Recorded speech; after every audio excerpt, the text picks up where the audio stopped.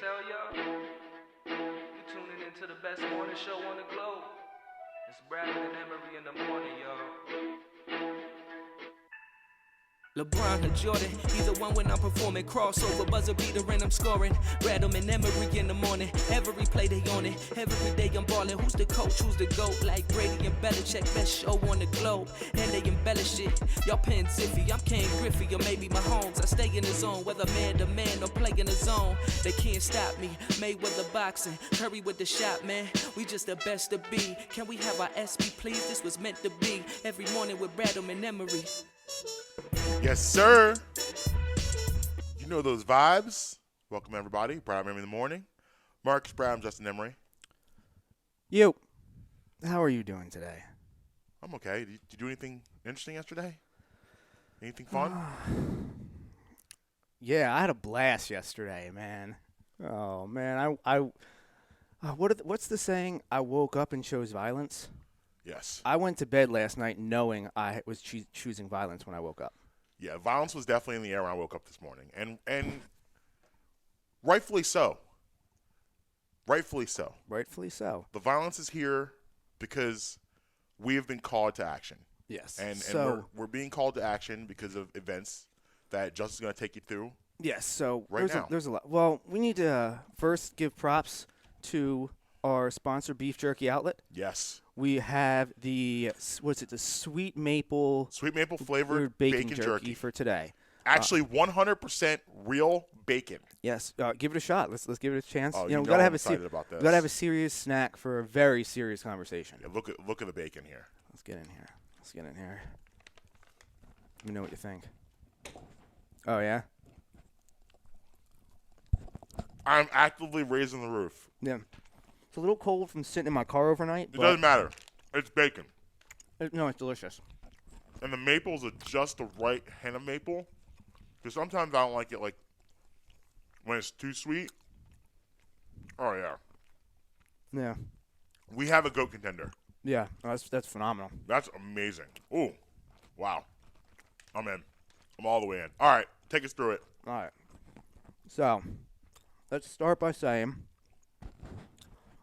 this is not necessarily a Justice for Blue show or Justice for Blue segment.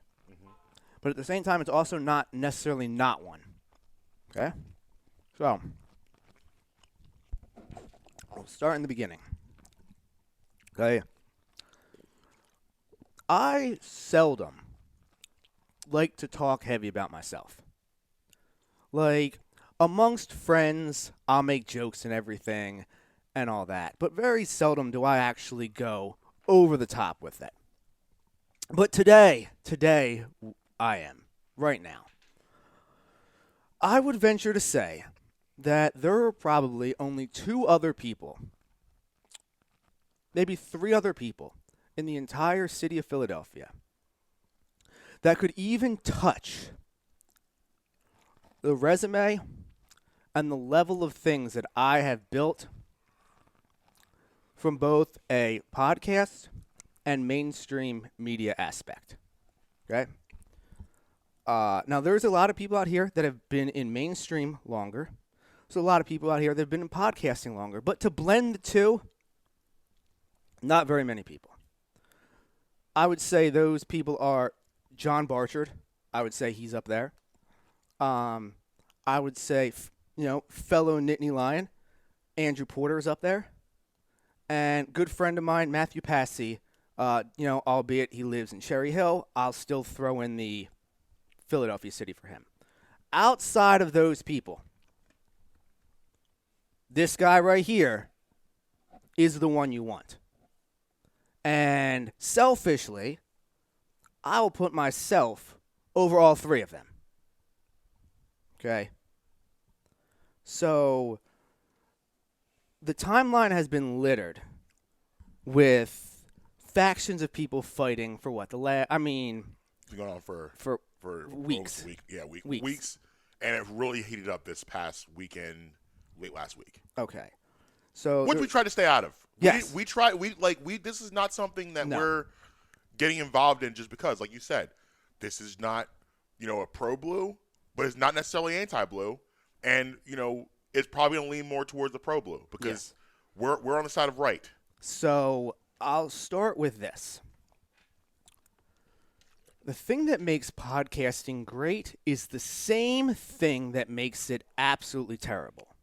And that is that anyone can do it. Joe Schmo down the street can do it. Entercom can run out a whole line of shows. Anyone can do this. However, at the same time, that creates the double-edged sword that there is no filtration system. You may hate a guy that is on sports radio.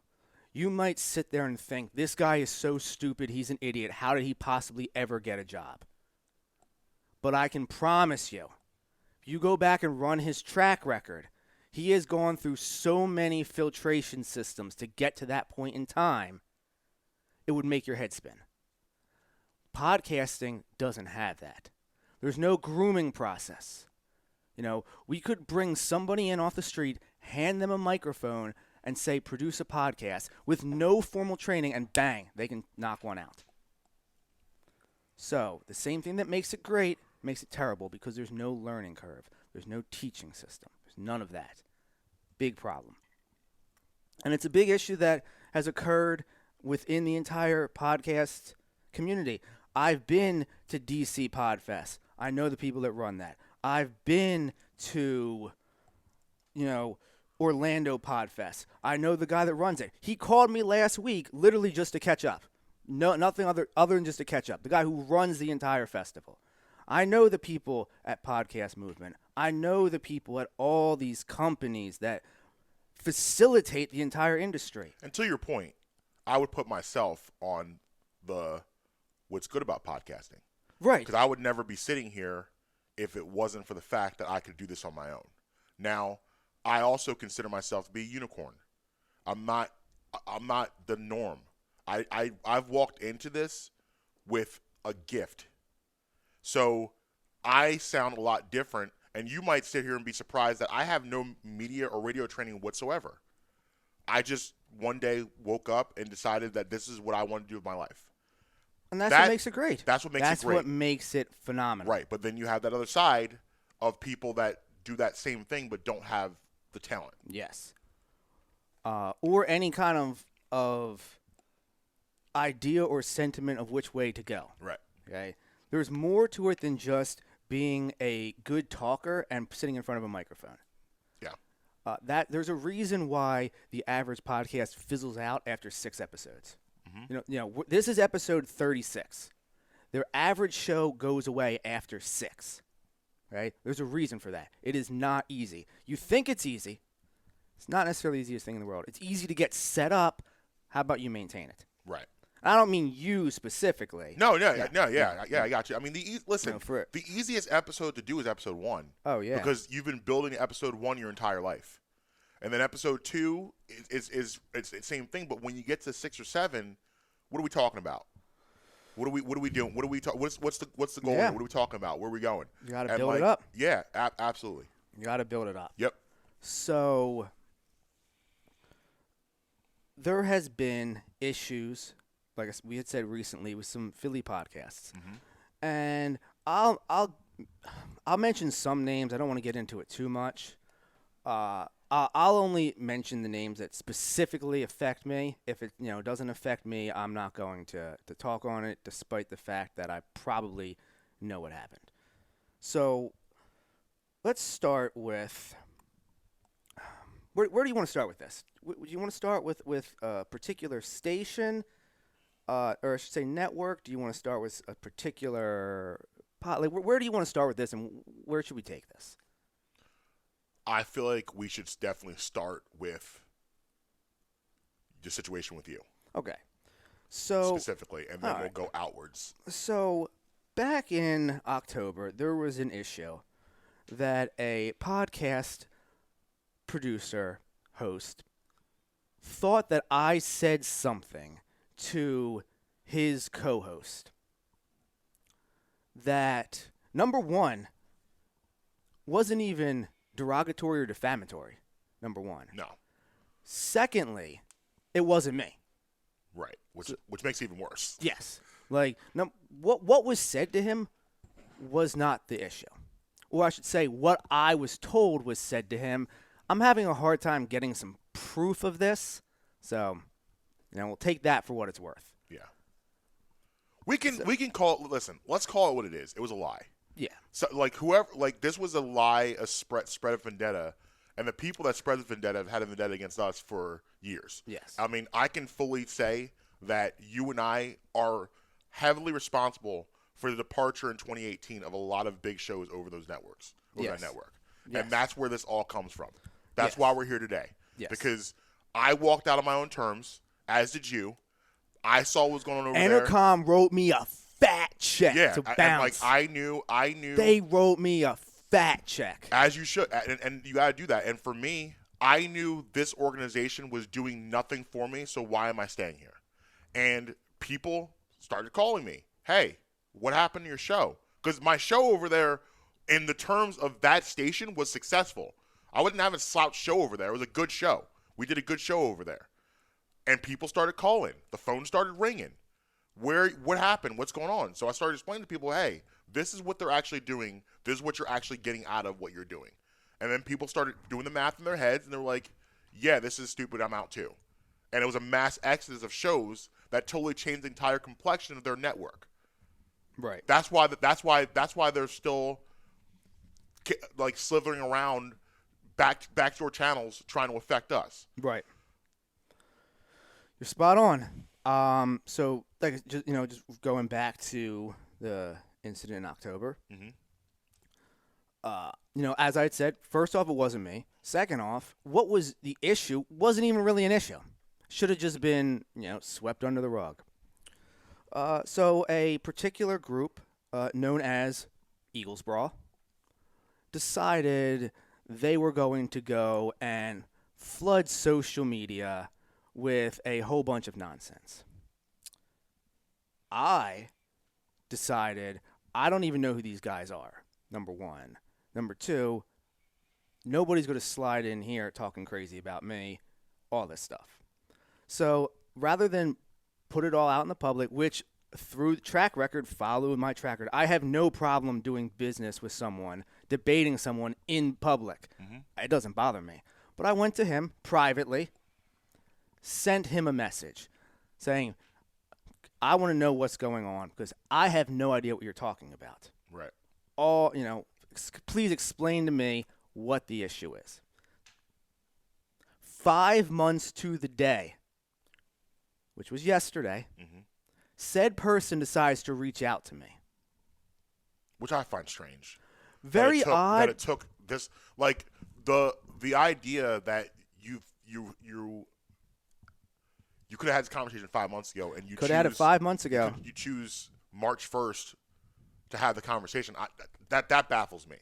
It's because, well, I shouldn't say it's because. I have reason to believe it's because earlier in the day, I had made note that I have screenshots with said person, and I was going to release them. Okay. Okay. Okay. That was at maybe, say, 10:30 in the morning. Okay. And I received the message from them around 5 p.m. So, I don't know if that jump-started it or not. Could have. I had a little back and forth with him yesterday. Don't really care. Mm-hmm. Whatever. Yeah. You screwed up. I mean, he has a lot of potential. Nothing but the best for him. But, like, I want nothing to do with you. I mean, before all this stuff, in the past 6 months, I liked him. I had no problem. I liked him. Like, I rooted for him. Like, I felt for him, the situation with his father and his sister, and I really felt for him. And all feelings aside of what's happening right now, I still have those feelings about him. I wish him well in his career. But this was incredibly irresponsible. And like, this is just, like, as a journalist, this is a journalist no-no. Oh, this is a major journalist no-no. I mean, they say you always want to check you want to verify your sources 3 times. Right. Oh, all right, so here's another thing. I decided to dust the degree off yesterday. Okay. Knocked off the dust off my journalism degree. Okay. Bust out some Big J journalism yesterday. Done some deep diving on some people. All right. I mean, I like it. So they say you always want to verify your source 3 ways, Right. okay? If you can get directly from them, that's something different. Like if you can get direct from the subject, Yeah. then you don't need your 3. Like JJ Watt yesterday. Yeah, Source me. exactly. You don't need, he's You don't got need the shirt that. on, you're good. Yeah. Yeah, you don't need that. Right. Now, this person is a credentialed writer. So I assumed, I don't know, maybe you might follow the process. Yeah. So maybe, I don't know if his publication, if that's like what runs with that publication these days now where it's okay. Well, like you said, it's They have been slipping. and not just that, like you say about podcasting, it's the same thing about journalism these days. Yeah. You're like these guys, like you have a degree in this, and we can't just brush past that. You have a degree in journalism, so you like a lot of these guys, people that are doing this, people are popping up. They're popping up and just doing this because now anyone can have a platform. Well, I mean, if we just want to, let's go throw back 10 years real quick. This time 10 years ago, I was producing Big Daddy Graham's show, WIP. This time 10 years ago. Okay? Yeah. 2014 is when I first figured out what podcasting was. Right. Certain network, the same network. The thing that bothers me about that network right now is because those guys were the ones that really got me into podcasting, and I loved what they were doing. And I wouldn't go as far as to say, they're my idol, but what do they always say? You never want to meet your idols. Yeah. Because it will ruin everything you think about them. Right. It's the same thing here. It's the same thing here. 2015, that my entire year of 2015 can only be spoken about on B&E After Dark. So we're moving on from there. 16, I link up with the John guys. The rest is, everybody knows all about that. The rest is history with that. Yeah. 2017, TRPE. Like, that isn't the hottest podcast in Philly for the last 3 or 4 years. Right. Okay. When you need something done in this city for podcasting, you hit me up. You're the podfather. The podfather. Cross and Broad. He needs his remote shows. Who does he call? He hits me up. He does a show out in Villanova with Adam Lefko. He needs a remote setup. Who does he call? Hits me up. Roots Picnic down at Penn's Landing. Yeah. Guess who did that show? This guy. I didn't even know that. Yes, sir. TRPE at Roots Picnic. This guy produced it. Wow. Yes. That's a stunt. Yes. That's a flex. What was it? Drunk Unks down at Drake Theater downtown. Friends of the show? Friends of the show, Drunk Unks, their show down at Drake Theater. Guess who produced it? This guy. Same day as the Roots Picnic. Double show. Produced both of them. Same day. This guy. So, I say all of that to sum this up with that other network that when I went over there, because there was a point, so there was, like I said, linked up with the John guys, linked up with TRPE. Then it got to a point of where, after interacting with the other network, they brought me in-house. They're like, come in-house. We'll figure it out from there, but we want you in-house. I wanted to be in-house. It wasn't like I didn't want to be there. I was ecstatic to be there. So I roll in, and it's great. The first 6, 8 months is awesome. Then I'm starting to get questionable. Starting to see some things that don't quite make sense. What's going on here? Not really sure. Then, you come into the fold. Everything that you had mentioned happens. You bring all that up. Then Entercom writes me a fat check. I have to leave.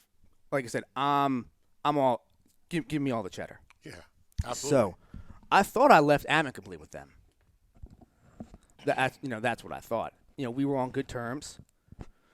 Only to find out that for the last 2 to 3 years, they have been consistently bashing me behind the scenes. Yeah.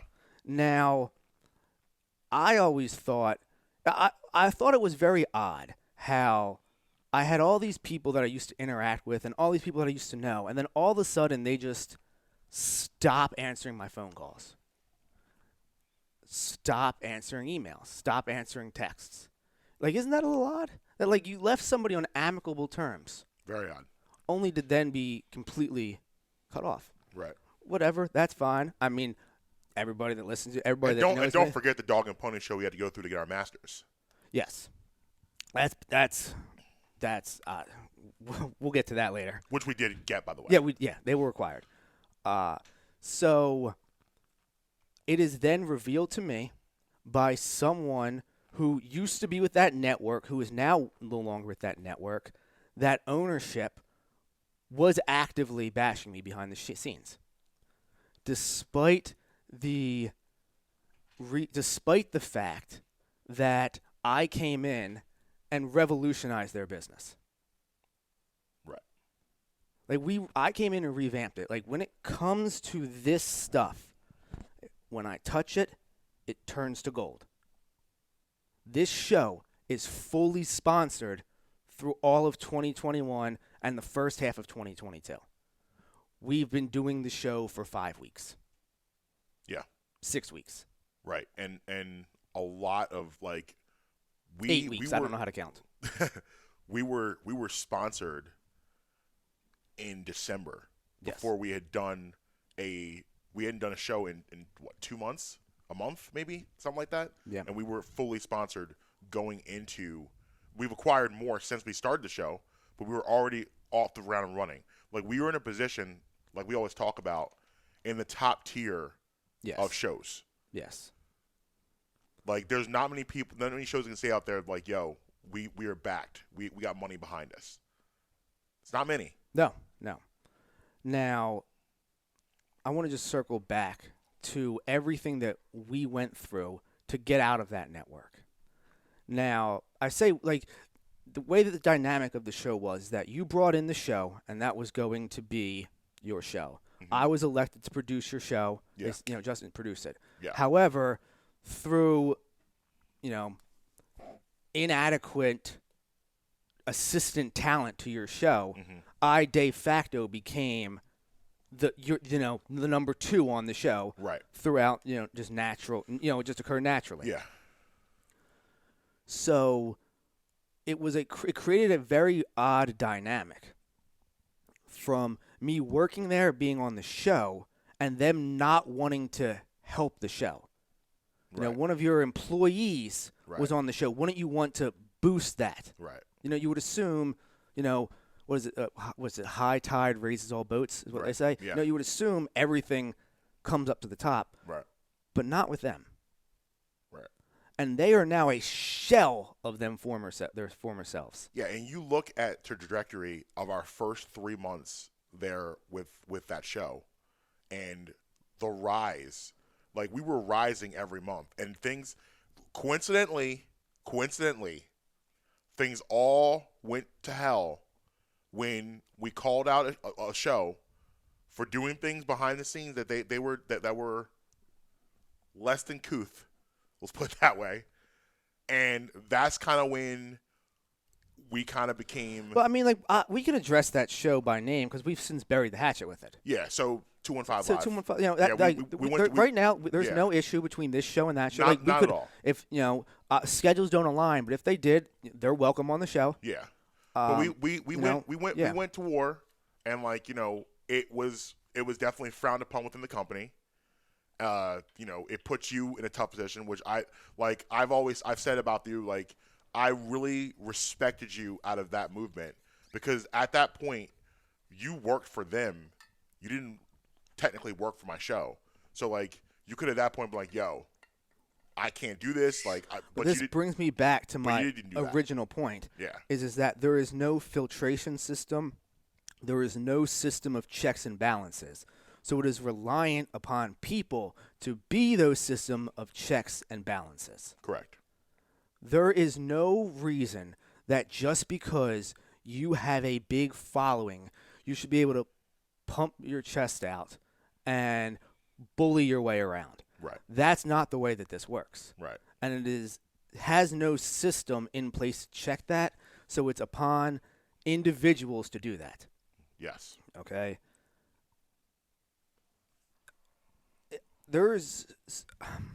I don't remember when there was a switch flipped, when there was this much vitriol towards everyone. I remember back in the day, there was 4 big-time sports shows. It was 4th and John, it was BGN, it was Crossing Broad, and it was Philly Influencer. There were more, but those were the 4 that were at the grown-ups table. Yeah. You had all this infighting amongst these little people, and you had these 4 big shows up top. Now the lines have blurred so much because you have 97.5 producing shows. You have WIP producing shows. You have, Manny, Mo, and Jack. Every single person has a show now. And the playing field has been leveled, and you got nothing to do but take pot shots at everybody all day. Yeah, it's a power vacuum. Yes. The only difference is that this is not the person to be sending those pot shots at. Like, I don't know how else to emphasize that. I am not the one that you want a problem with in this. I don't know what else to say. Connor Miles, this is not what you want. Wildfire Radio, this is not what you want. Brawl Network, this is not what you want. Humor me for a second. You mentioned Brawl Network. I want to read you the jerky. Sure. I want to read you the definition of the word brawl, because I don't think they know the definition of the word brawl, what that actually means. Brawl, from Webster's Dictionary, a rough or noisy fight or quarrel. Any of the movements by this network of the past 6 months, does that match the definition of what I just read? No, sir.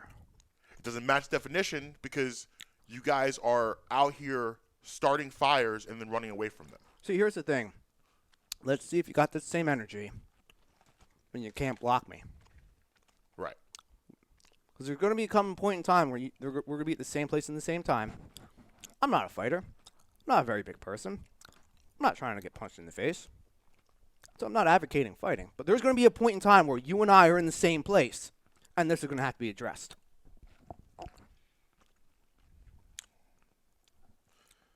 I'm not going to say I'm not a fighter. Right. I'll leave it there. So. But hopefully it doesn't have to come to that.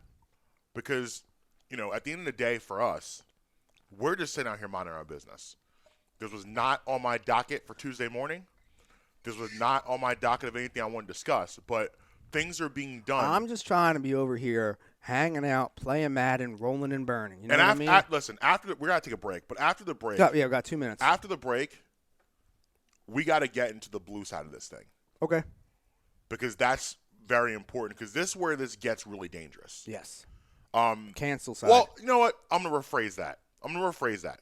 It got dangerous with you. That was dangerous too. A different type of dangerous. Yeah.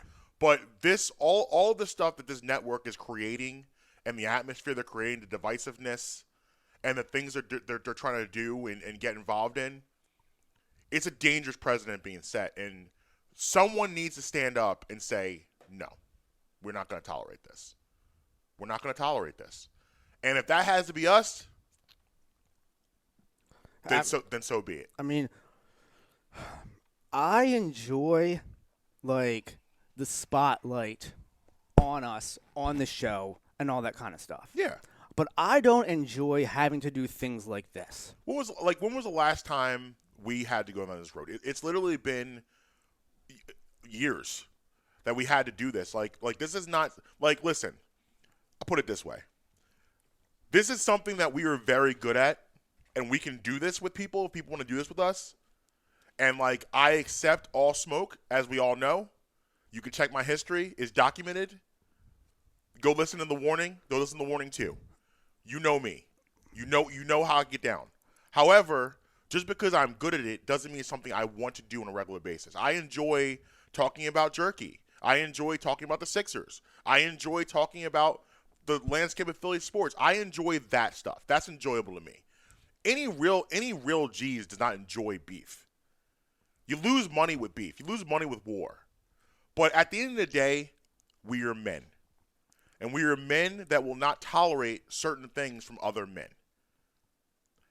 I'm going to take a line from my man Dame Dollar before we go to break. I'm not the type to run from the smoke. I go up to the chimney. Brad in the morning, Marques, Brad, Justin Emery. We'll be right back. Hi, I'd like to talk to you guys today about my friends at Uncle Mike's Homemade Ice Cream. USA Today selected Uncle Mike's Homemade Ice Cream as the best ice cream parlor in Pennsylvania. Uncle Mike's is a family-owned and dedicated to the production of premium quality and gourmet ice cream and sorbet, made fresh daily on the premises using the highest quality ingredients available. Uncle Mike's features over 30 unique delicious flavors offered in scoops, sundaes, shakes, and special order ice cream cakes and pies. Uncle Mike's Homemade Ice Cream is located at 537 York Road in Warminster and is open all year round. Visit Uncle Mike's and let their friendly staff serve you happiness one scoop at a time. Hey everybody, I want to tell you about Beef Jerky Outlet. 110 Lincoln Highway in Langhorne, right at the corner of Business Route 1 and Oxford Valley Road. Check them out online at beefjerkyoutlet.com/Langhorne. Use promo code BREMI for 10% off your orders. You can check out, they have all sorts of them. Everything you could think of beef jerky, they have. They have a ton of other stuff too. Spices, barbecue sauces, peanuts, all different kind of things. My personal favorite, the honey barbecue turkey jerky. Head up there. Sharon and Michael will take great care of you. Again, use promo code BREMI for 10% off your order at beefjerkyoutlet.com/Langhorne. Hi, I'd like to talk to you guys about my friends at Amy's Pizza. Amy has a plethora of pizzas for your munching pleasure, especially pizzas such as Hawaiian, margarita, and taco. Taco actually being my personal favorite. And also plenty more. If it's sandwiches you desire, they've got those too. Cheesesteaks, burgers, hoagies, even gyros. Amy's offers pickup and takeout options. Also, they're available on Grubhub. Amy's located at 332 York Road in the heart of Hatboro. You can call them today at 215-957-1000. Again, that's 215-957-1000.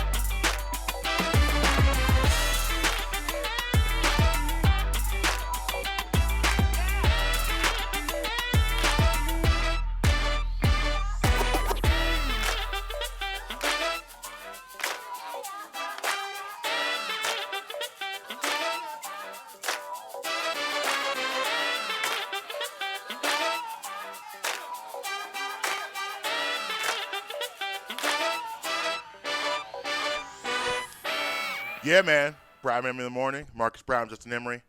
Keep all the receipts. Everybody awake now? Keep We here? all the receipts. just want to say for the record before we get into the Blue stuff, if you didn't know before coming into this show, if you were a podcaster out there listening, we are your daddy. Yeah.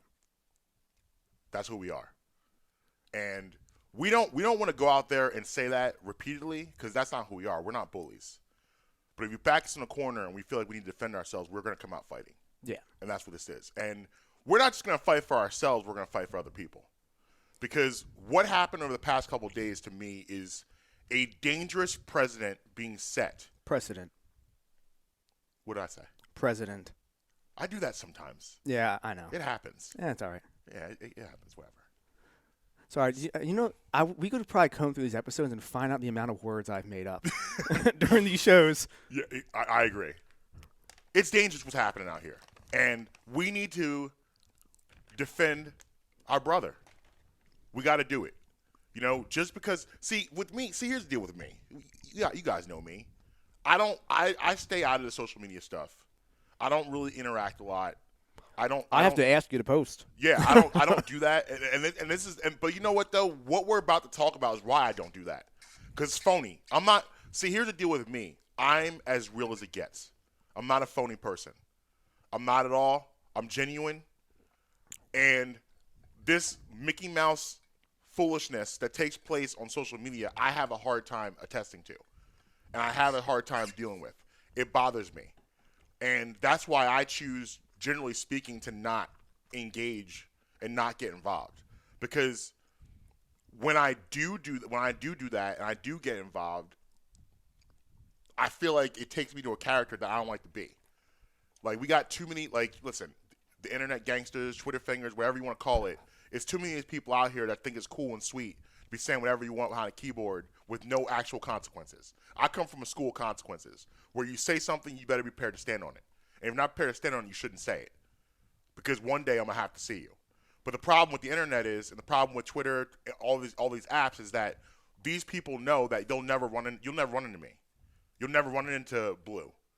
Blue's down in Carolina.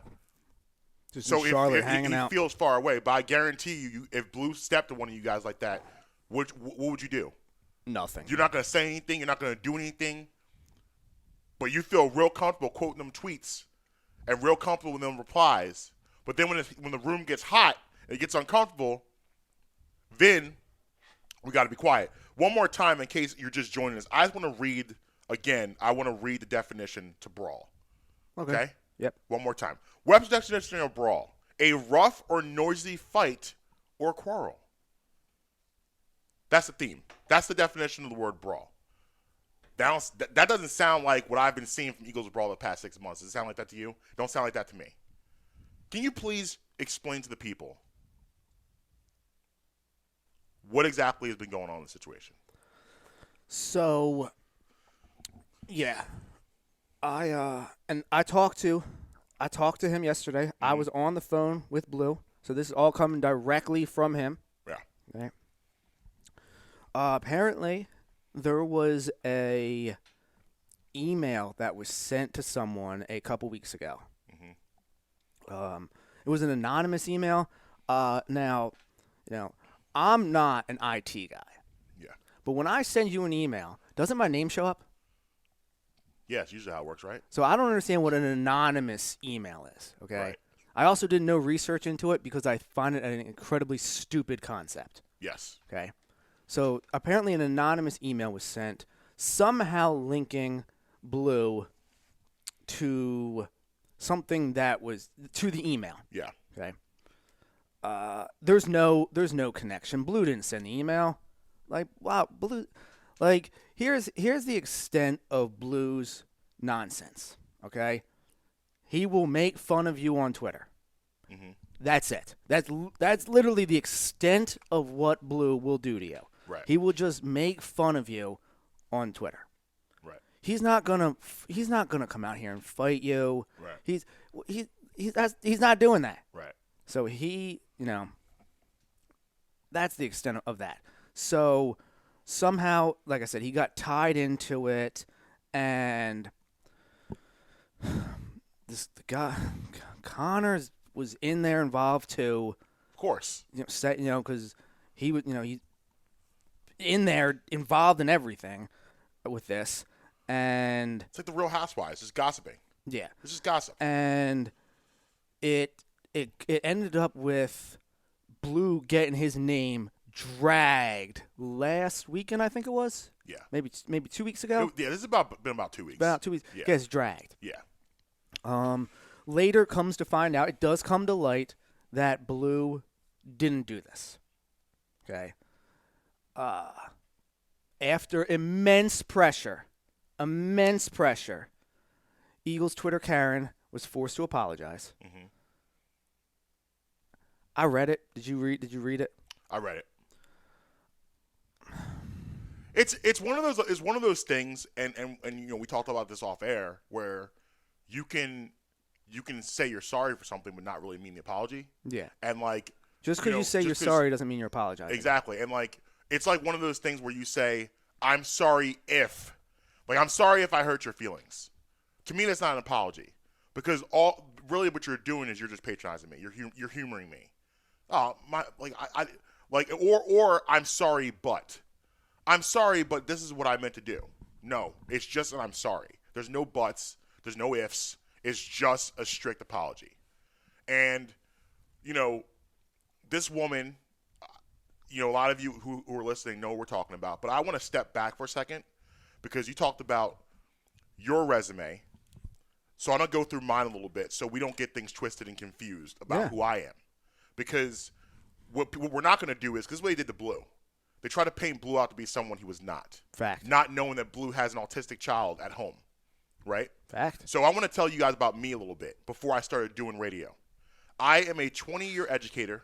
I taught pre-K, kindergarten for 20-plus years. I ran summer camps. I started my own summer camp. I started my own exercise program for children. Also, on top of all of that, I taught at an alternative school, high school. I also was a behavior specialist, where I went into homes and helped parents with their autistic kids. Okay? On top of that, I volunteered at special needs camps for 10-plus years. So what we're not going to do is change this narrative out to be something where we're attacking a child, and we're attacking that, because people know my background. They know Mr. Marcus, Mr. Bradham, that I don't get down like that. So we ain't going to take that and put that narrative out there, because that's what people like to do also. So no, we're not doing that. This is not about the child. This is about the mom and her self being irresponsible and misinformation. This is what this is about. And this is what we're not going to stand for anymore. It goes back to what I had mentioned before the break, that just because you have a big following and a lot of people, listen to you, doesn't give you the right to puff your chest out and do whatever you want. Right. And this is one of those situations where you puffed your chest out and you were flat out wrong. Right. Now, we mention all the time, or we mentioned earlier on the show, or a previous show, that we're wrong all the time. Yeah. Like, we could do whole shows about the stuff that we could do a did blooper wrong. reel. We could do a whole blooper, an episode of outtakes, just by saying ridiculous. A couple weeks ago, I confused and said James Harden and Rob Gronkowski went to the same college. Yes. I did that on air. Yeah. But you know what, though? But I'm also big enough to understand that I was wrong in that moment. And I said, oh, yeah, that messed up. That happens. You're going to mess up. You're going to make mistakes. But what do we teach our kids when they make a mistake? We teach them to cower and hide? No. It's not what we teach them to do. We teach them to confront that mistake, learn from it, and move on. Yeah. Yeah. So, after that happened, like I said, she said she was sorry. I wouldn't necessarily classify it as an apology. Okay. This was maybe, actually I can pull it up because my guy sent it to me. Because I do not associate with this with these people at all. I choose to eliminate myself from the situation so that things like this don't occur. Let me pull it up when my man hit me with it. Pulling it up. It was from last Tuesday, so it happened last week. So this is last week. Blue did not necessarily accept the apology. And that's what brings us to the events of yesterday. Our guy Blue is now banned from social media, though he's not sure how long. It could be permanent. It could be, just a few days. He doesn't know yet. No, we don't know. But what I find extremely odd, and let me just quote the person who sent me those DMs yesterday, because he actually has a quote in his one DM that actually lines up perfectly with this. Okay. So he goes, you quoted that tweet at very odd timing, and you can't deny that. Well, I find it extremely odd timing that the day after Blue decides not to accept the apology, on all of his podcast reviews, there was 1-star negative reviews from someone called Number One Eagles Brawl Fan. I mean, I took the LSATs, but I never went to law school. I can draw a line of comparison there, though. Right. Okay? I'm not a lawyer, but I play one on TV. Yeah. I mean, the problem is now to the point that person in this instance, but people as a greater whole in general, cannot handle disagreement and an alternative opinion. Microcosm of today's society. Just because you disagree with me doesn't make you right. In fact, in the case of this guy right here, you're probably wrong. And people also confuse the idea of an opinion and a fact. Like, I can have an opinion on a subject, right? I can have an opinion on any subject I choose to, anything on our platform, anything you want to talk about. You ask my opinion on something, you can't then in turn tell me I'm wrong. Yeah. You can disagree with me. You don't have to line up with my thinking. I actually prefer when people line up my thinking, because here's the deal. There's so many times that we've done this show, and I've done shows where I've had a point of view and someone else had a point of view, and it didn't line up. But you know what? I learned something from that other person, that other perspective. Right. You can learn from other people. You can learn from other people's opinions. The thing is that what drives me crazy is that we live in a society today where if you disagree with someone, that means the person is wrong. Yeah. Look at I mean, I'm not going to get too political, but look at the past regime. And look at the people that supported that man. Look at that. And it has nothing to do with who he was. It was just the way we do things today, where opinions now are being taken as fact because people don't know the difference anymore. And there's no such thing as a healthy disagreement. You learn from disagreements. You build on disagreements. I might not see your side, but I can meet you halfway on most things. Not all things, but most things. And if we do disagree, that's okay. We can still coexist. You can be over here with your platform doing your thing. You can be over here with your platform on that side doing their thing. We don't have to all have the same opinions. That's what makes life interesting. You like the thing is we're running around society where we're just hanging out with people that are like us, which is dangerous. You don't hang out with someone just like you. You don't befriend people who are just like you and love everything you love and do everything you do. That's dangerous. That's dangerous. What are you really saying in that? What are you really saying when you do that? What are you saying about yourself? It's childish. I mean, you're spot on with everything you said. I mean, and Blue is a good man. He's a good guy. Like, if you knew him and actually took the time to talk to him, he's a good man. We're talking about a veteran, a retired police officer, a stand-up father, a stand-up husband. But y'all want to worry about what he posts on Twitter about sports teams. That's what you based your opinion on him of who he is as a man on sports teams. Are you kidding me? Are you kidding me? When I eventually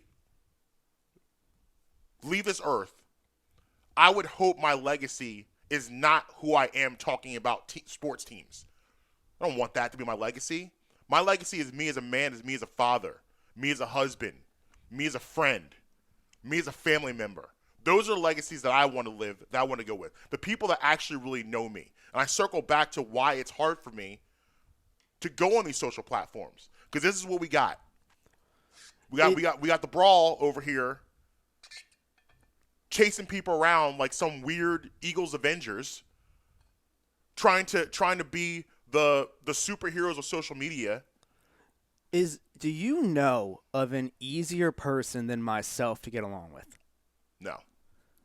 I mean, no, I don't. No. Like, no. it's No. It's extremely easy for someone to get along with me. Right. I don't bother anybody. Right. I mind my own business. Right.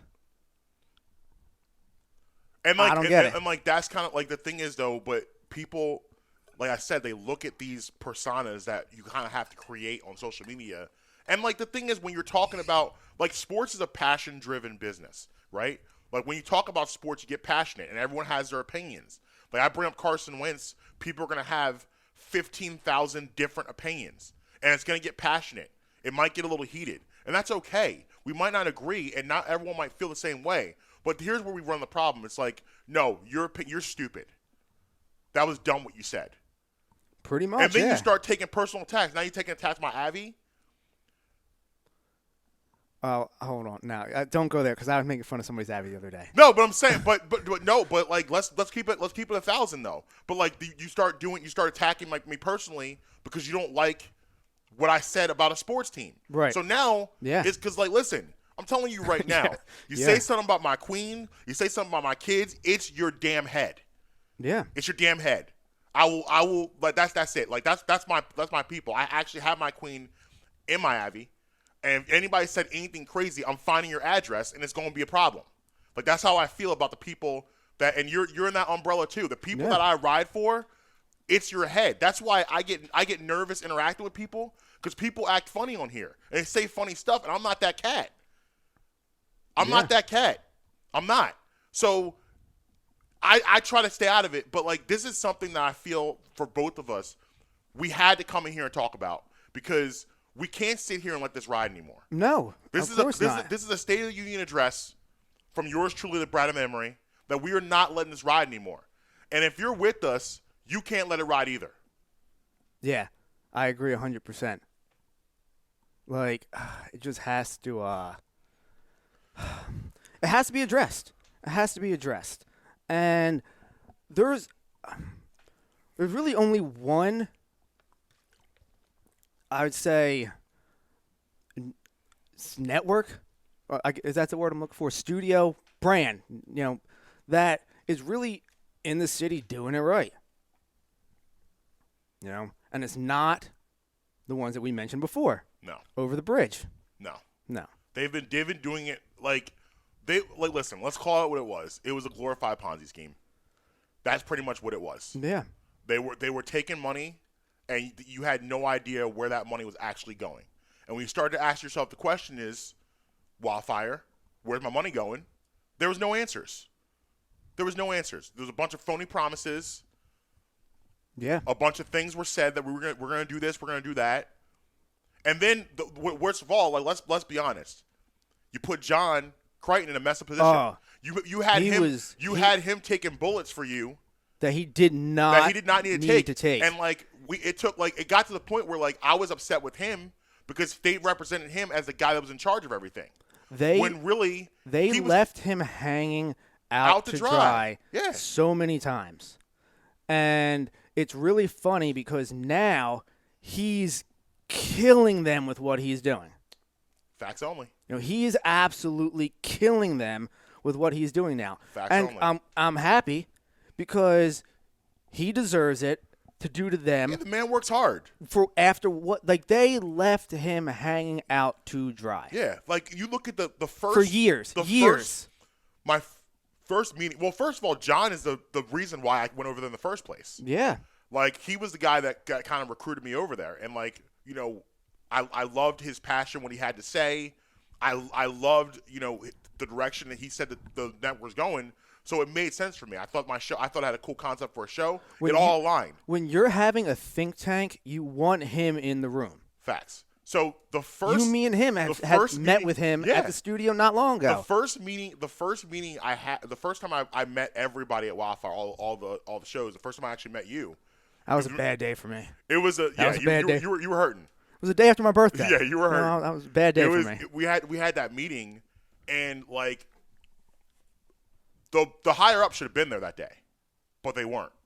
So guess who had to take all the bullets on all the concerns from everybody else? It was John. Yep. Which is messed up. It's messed up. And like these people, listen. I don't root for anybody's downfall because I don't got the energy to put in that. But I will say this: right now, Wildfire, you're getting exactly what you deserve. Yeah. Everything that's happening to you right now is exactly what you deserve. Yep. And I mean, I'll drop their name. I hope Last Out does it to them. Yeah. I hope Last Out Media does it to them. Yeah, I agree. I mean, I have no affiliation with them. You have no affiliation with them. Right. Other than, like, we know a bunch of people over there. Mm-hmm. But I hope they do it to them. Facts. I tip the cap to them every time I see something. Right. And run it up. Run it up. The score. Run it up. Run it up. Leave no doubt. But, listen. I want to put a nice bow on this before we get out of here. We're not getting out of here. It's only the end of hour one. Yeah, no, we actually have to talk about some sports. We're not getting out of here. No, I mean get out of here with this. Okay. This conversation. Oh, okay. We got things to do.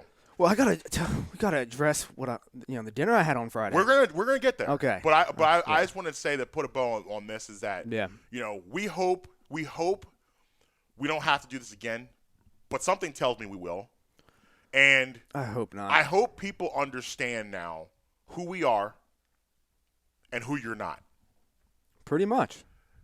And what's going on, what happened to Blue is unacceptable, and we are not going to tolerate that. Yeah. And remove his name from it. It's unacceptable for anybody. Mm-hmm. Take away the name Prince Blue, put in the name John Smith. Right. Unacceptable. Right. Put in the name Mike Jones. Unacceptable. It doesn't matter who it is. Cannot happen. So we're going to take a break. And when we come back on the other side, let me prep you for the 11 o'clock hour. We're going to talk some Sixers. Yeah, we'll actually have our normal show now. Yeah, we're going to talk some Sixers. Then we're going to talk a little J.J. Watt. And I'm going to tell you why Drew Brees needs a good friend right now. And we're also going to get into your legendary meal from Friday night that I'm so excited to hear about because the place I want to visit this summer. I need the scouting report. So I hope you had the binoculars out. I hope you were doing 40 times. I want to see the clipboard. You don't. I'm ready. It was poetry in motion watching me navigate these buffet tables. I don't want too much right now. Okay, we'll get to it on the other side. We're gonna get to the other side. Brad Memory in the morning. Marques Brown, Justin Memory. We'll be right back.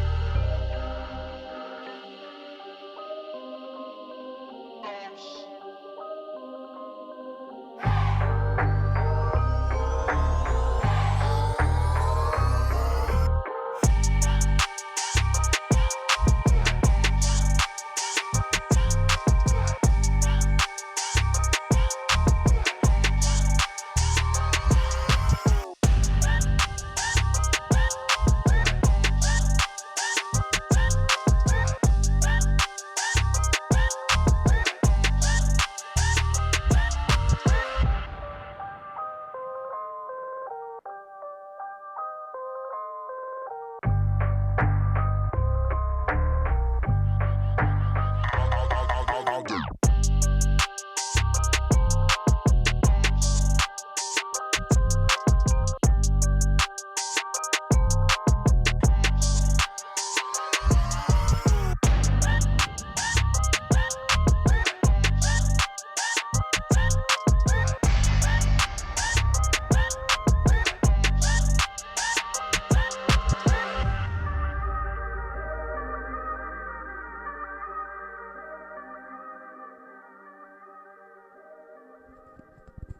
Welcome back, Brad Emery in the morning. Marcus Bradham, Justin Emery. You. So listen, you know how we feel about our foods on this show. Yeah, man. We are big food. Oh, what time is J. Cole coming on today? 15 minutes. Okay. 11, Well, 15, this is a good yeah. lead. This is a good lead in. Exactly. It's a good lead in, J. Cole. 15 minutes. So you know how we are about food in this show. We love our food, and we had a whole show. I mean, we did a whole segment on buffets. Buffets, yeah. We kind of did a buffet power ranking system, our favorite buffets, the worst buffets, what we expected buffets. We went through the whole gamut. Now, Yes. I have heard the legend of Shady Maple Buffet for years. Yes. Like, I've heard, like, people have told me about this. You got to get here. You got to get here. It's hard for me because it's Reading, right? It's between Reading and Lancaster. Okay, so that's a drive. It's commitment. It's in So- Amish land. Yeah, that's a commitment to get up and do it. I'm not saying I don't want to do it. It's about an hour ride from here. Okay. Yeah, See, about what an I'm more concerned about, I'm not concerned about the ride there. I'm concerned about the ride home. Oh, the ride home sucked. Yeah, I'm Ride home concerned. sucked, bro. Because usually with a buffet, you want to be in striking distance of a toilet and striking distance of a couch for a nap. You need your resources. Yeah, no, You know? that ride was I'm brutal. concerned. I'm just concerned about what it's going to look like riding back with the family an hour away. Like that makes me nervous. However, I think this is one of those things where you just got to do it. You do. Am I you just wrong? got to. No, you're absolutely right. Okay. You just got to do it. Walk me through. So I will say this: I suggest getting there at the start of dinner. Okay. If you're going for dinner, Was 4 o'clock. there a line, or is there a line? A couple minutes. Okay. No, the line was there more so because they had to take you and seat you somewhere. Right. So it wasn't so much line as, oh, this place is mobbed. It was more so, just filtering the people into their seats. That just natural restaurant, movements. Yeah. So walked in. First off, this place is like as big as like an airplane hangar. Okay, it's massive. It's like 3 floors. It's different floors? Now the food's only on the top floor, but they have like other they have like a market there. They have a market? It's a lot more in depth than I thought. Oh it was. wow, okay. Yeah. But This is an experience. It is an experience. It is an experience. This should be the Shady Maple experience. This is the smorgasbord. I like it. Smorgasbord. So relatively cheap for the two of us to go. It was like $46. That's not bad. $48. And Friday, Saturday nights the grand menu. So they got everything. Everything. So walked in. This.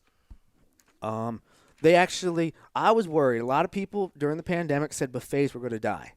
Hope not. Did not want buffets to become a casualty. I could see it, but I don't want it to happen. They have a very good system there. Okay. They have glove stations that everybody has to wear gloves and masks and everything when you go up there. So when you touch it, you got gloves on and you got to swap them out every time you go. Okay. So every time you use some, boom, something new comes out. So they really had it well. That's a good. Yeah, that's a good idea. Yeah, well done there. So I'll start with plate 1. Okay. I'll start with plate 1. Okay. I love the breakdown of the plates. Okay. Oh yeah. Oh, this is so plate 1. Let's see the start here. Yeah, hit them with the pierogies, which was their special. Ooh, you went starchy. Okay. Yeah. Well, I wanted to hit their special. I wanted to get the specials. All Like right. that's the special for the day. They don't have pierogies every day. That was so I wanted. Got to try one of their specials. Yeah. So I hit them with the pierogies, and they're not big. They were little, but bite-sized ones. Ooh, bite-sized Yeah, pierogies. I mean, I could just pop Okay. pop them. I like that. So, just got a couple of them. I'm a mozzarella stick sucker, and you very seldom see them Me at too. buffets. No, so I you grabbed a don't. couple of them. I love a good mozzarella. I had mozzarella sticks on Friday. Well, I'll get to some mozzarella sticks yesterday later in the show. I'll tell you what. I can do a mozzarella stick.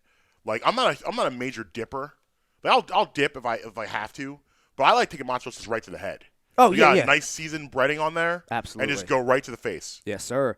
So pierogies, mozzarella sticks, fried shrimp.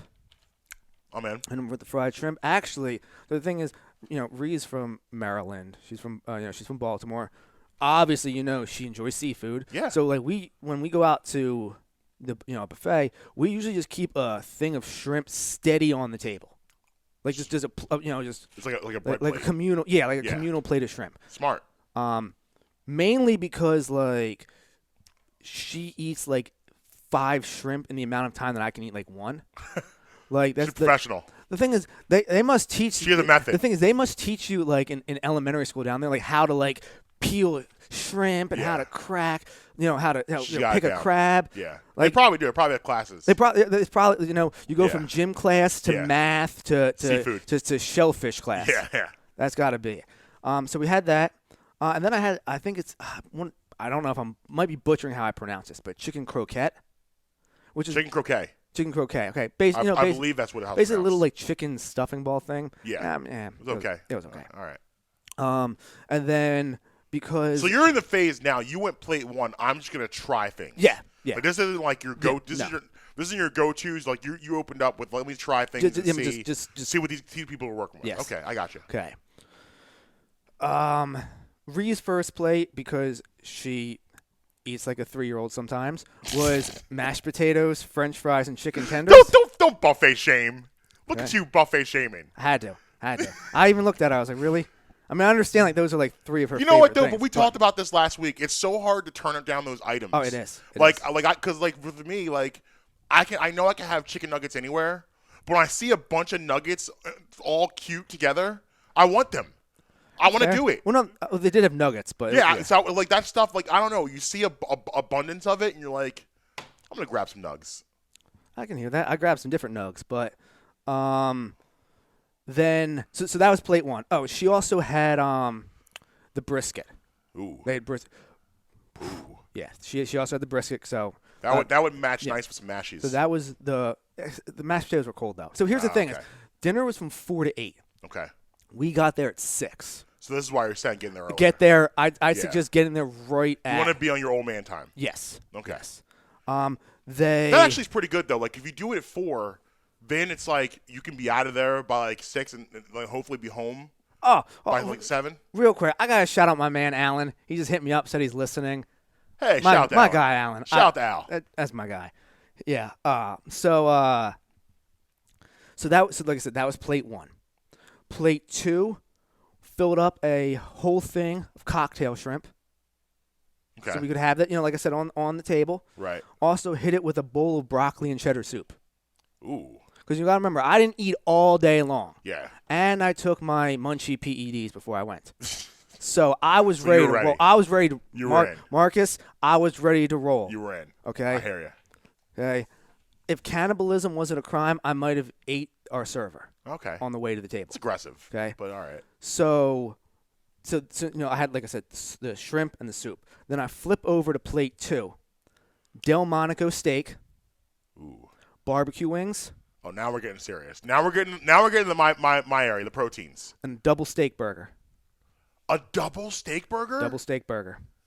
See, now this plate 2 is so far in the lead for me. Wings. This is my wheelhouse. Wings. Phenom? Yes. Out of here? Burger. All right. Get you through? Yeah. All right. Steak was great. Now were they doing the steak station where they're slicing and giving it to you? No, they're giving it to you whole. Okay. Yeah, you're at the grill. They're grilling it and then throwing it on your plate. Throwing your plate. Okay. Yeah. I like that. Delmonico was great. The individual steak I had wasn't the best piece, but I could tell that they know what they're doing. They were getting busy again. This is about a time thing. Yes. Really. Like you got to be there earlier. Yes. But no, they were getting busy in there. Okay. They were getting busy. Oh yeah, I just got in trouble. I didn't offer her a wing. Good job by you. You know what? No, that's not.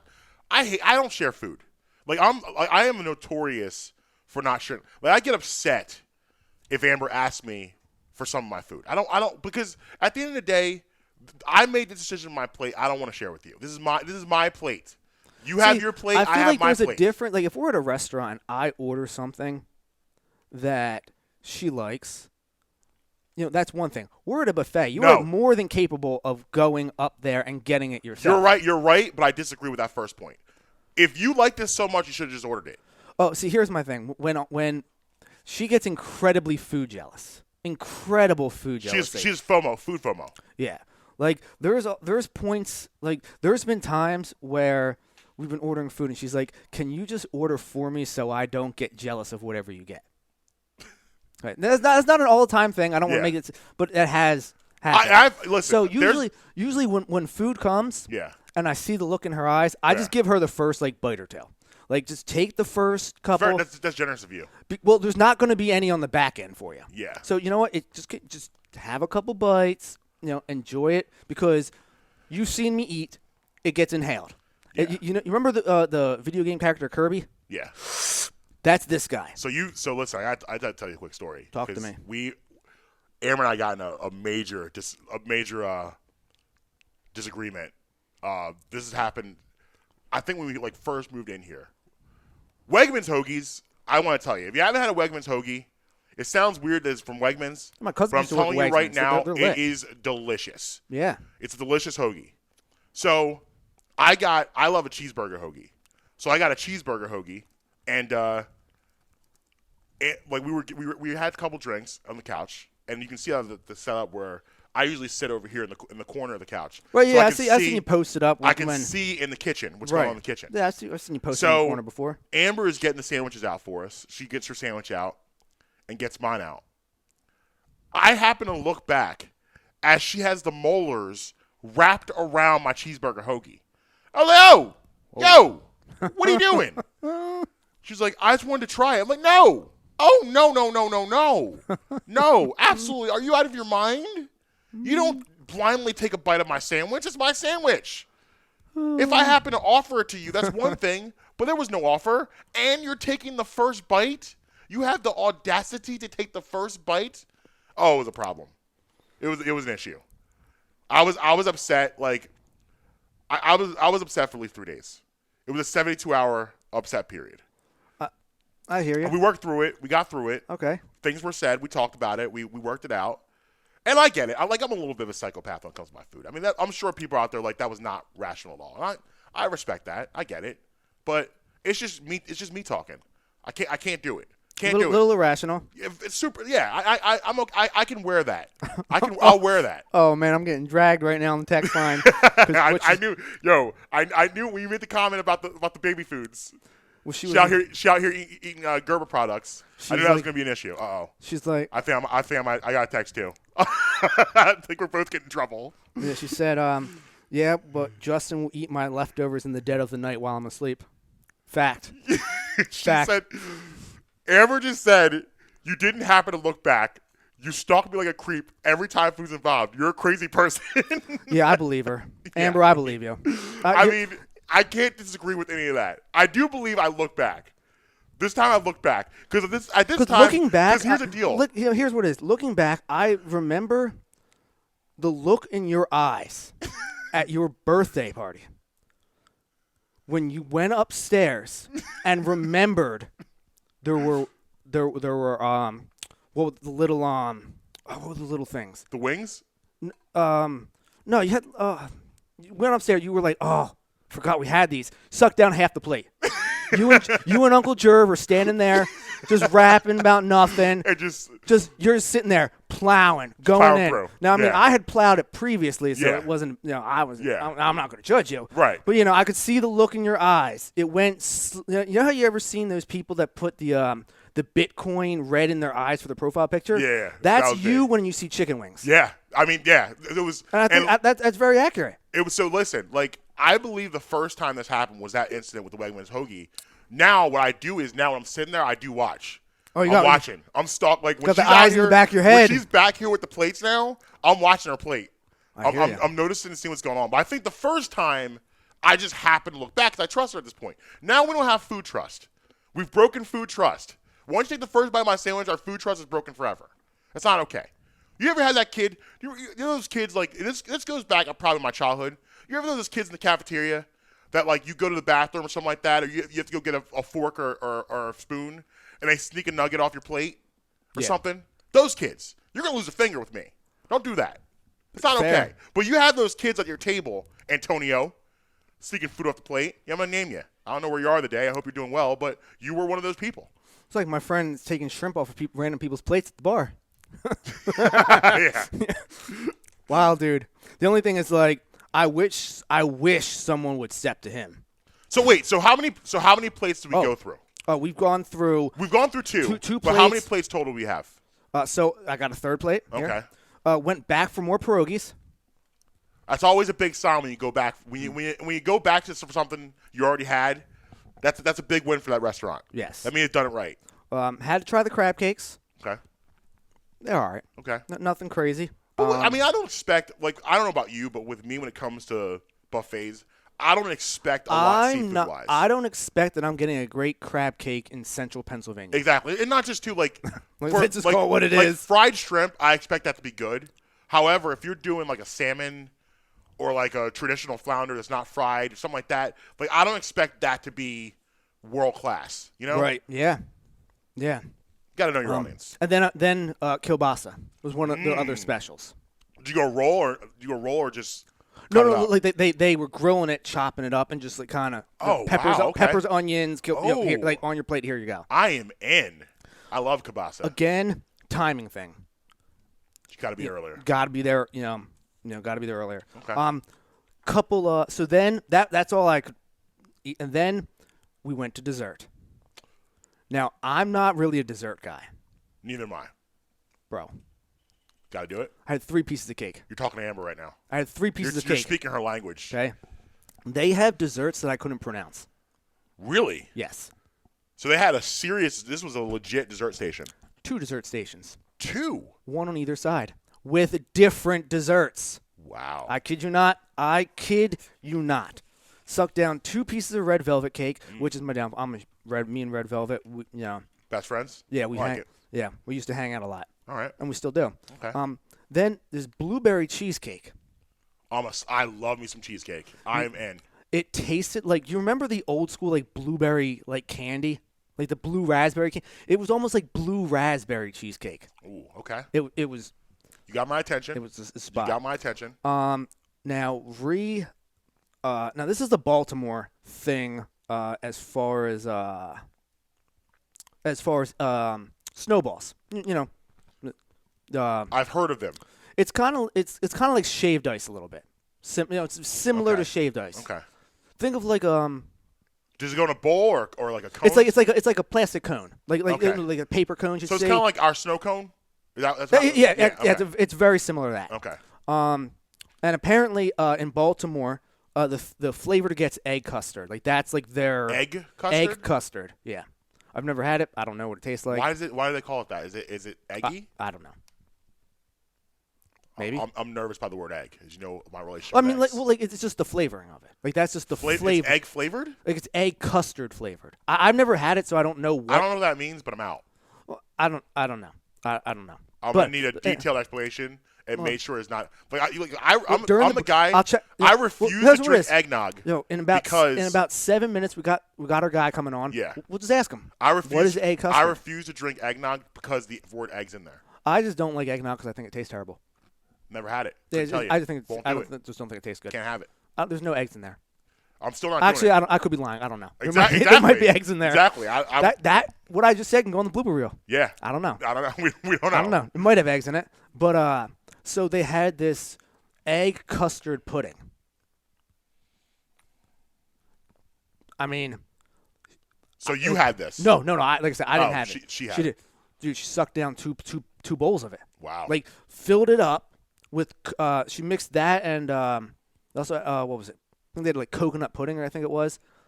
So like she blended the two of them together. Was like hit the spot. Went back for a second. So between the two of us, we had 5 desserts. That's legendary. See, I never with me. I never usually have. The only place where I save room for dessert for me is a Chinese buffet because I love to do the donuts with the ice cream on top. No, let me run down all the foods that I didn't even get a chance to try. Oh, okay. Okay. I like this. Carved ham. I don't like ham, so I'm not getting that anyway. Yeah, ham to me is I don't need to have it. I hate ham. You hate it. I hate ham. Wow. In I mean, every form. You're not alone on that. I know a lot of people are not big Hate ham ham. people. Don't care what form it is. Lunch meat, carved ham. You know. So here's what I like to do with my ham is I like to make it almost like a bacon. I like to make where I crisp it up to it's like to the point where it's like super like firm and crispy, and it almost has a bacon feel to it. the best way to make ham is to take it out of your fridge and throw it right into your trash can. All right. Right? So Again, that's aggressive, but I respect it. because they had the grill going, they also had hot dogs. I'm not really a hot dog guy, so I didn't get I'm one. not going to a buffet for hot dogs. Come on, that's not. I'm not doing that. They had egg rolls. Didn't get a chance to have any egg rolls. Ooh, Had- I'm here for that. They had multiple types of wings, but I only got a chance to try the barbecue. Okay. I'm a big soup guy. I had multiple soups. I only had the broccoli and cheddar. Okay. Their chicken noodle, though, I know you're a chicken noodle guy. Huge chicken Their noodle chicken man. noodle looked like it was on fire. Huge It looked chicken noodle man. that might be very high on the list of things that I try next time I got. Chicken noodle soup is like Jessica Simpson. When it's right, like when No, Jessica we're- Simpson, we're- like we're- no, boots we're are made moving- for walking no, Jessica no. Simpson. Where's Like the- when she's right, move on. just Moving on. chicken noodle soup. But you Moving can on. get chicken noodle soup that's like, we could have done better there. They also had a whole thing of breads and rolls. A whole thing Just of breads and rolls. just different various breads, rolls, whole display That's of it. trap. A whole. I mean, I didn't go to the salad bar, but they had an entire salad bar there. They had. Who goes to the buffet and get the salad? Come on. I'm not honestly I'm gonna need you to leave if you do that. Fried chicken, pizza, and macaroni and cheese, all of that was Pizza's there. a trap too. You want to be Pizza careful. looked good. I'm sure it did, but you want to be careful with your pizza. I'll ruin your buffet night quickly. Couple quick bullet points on it, real quick. No shortage of condiments. You can think of a condiment, They they got it. offered it. They got it. No tipping. Specifically says do not tip. What? No tipping. It says right there, please do not tip. That's odd. I don't know. Like I said, it's about an hour drive. Okay. 2-hour limit on your stay. You can only bear 2 hours. 2-hour limit on your stay. Okay. I mean, they're only open for 4 hours, so Yeah, I mean that's fair. And it is a top 5 buffet I've ever been to. You're top 5 in it. Now it is number 5, and I will say it is number 5, but Okay. it is in the top 5. Is it worth the drive? Yes, I'd Do I go need back. to get there? Yeah, I'd go back. Okay. Now I would want to go on a different day so I could try something different on their menu. Because, like I said, I went on their menu changes every day, Okay. so I would like to try something different there. So round out my top 5 buffets. Number 1, Caesar's Palace, Las Vegas. Okay. Number 2, Whistleblower Cruise Ships, San Diego. Okay. Number 3, Tropicana, Atlantic City. Number 4, Red Rock Casino, Las Vegas. Number 5, Shady Maple Smorgasbord. I like it. Tough to beat that. It's a great starting 5. It's an experience. They're definitely going to the playoffs. Yeah. That's starting 5. I've also heard, now, their breakfast is only from 7 a.m. to 10 a.m., and to get out there that early for a breakfast is aggressive, but Yeah, their breakfast buffet is only $10. and I heard yeah.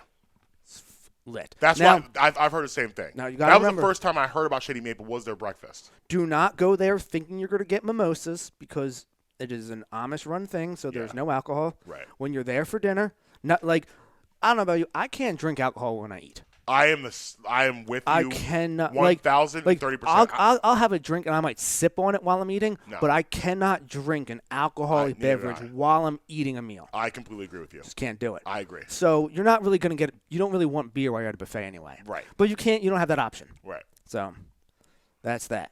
Well, I love it. And we're going to take a quick break. When we come back, J. Cole. we got J. Cole, Brian Emery in the morning, Marcus Bradham, Justin Emery. We'll be right back. Hi, I'd like to talk to you guys today about my friends at Uncle Mike's Homemade Ice Cream. USA Today selected Uncle Mike's Homemade Ice Cream as the best ice cream parlor in Pennsylvania. Uncle Mike's is a family-owned and dedicated to the production of premium quality and gourmet ice cream and sorbet, made fresh daily on the premises using the highest quality ingredients available. Uncle Mike's features over 30 unique delicious flavors offered in scoops, sundaes, shakes, and special order ice cream cakes and pies. Uncle Mike's Homemade Ice Cream is located at 537 York Road in Warminster and is open all year round. Visit Uncle Mike's and let their friendly staff serve you happiness one scoop at a time. Hey, everybody. I want to tell you about Beef Jerky Outlet. 110 Lincoln Highway in Langhorne, right at the corner of Business Route 1 and Oxford Valley Road. Check them out online at beefjerkyoutlet.com/Langhorne. Use promo code BREMI for 10% off your orders. You can check out, they have all sorts of them. Everything you could think of beef jerky, they have. They have a ton of other stuff too. Spices, barbecue sauces, peanuts, all different kind of things. My personal favorite, the honey barbecue turkey jerky. Head up there. Sharon and Michael will take great care of you. Again, use promo code BREMI for 10% off your order at beefjerkyoutlet.com/Langhorne.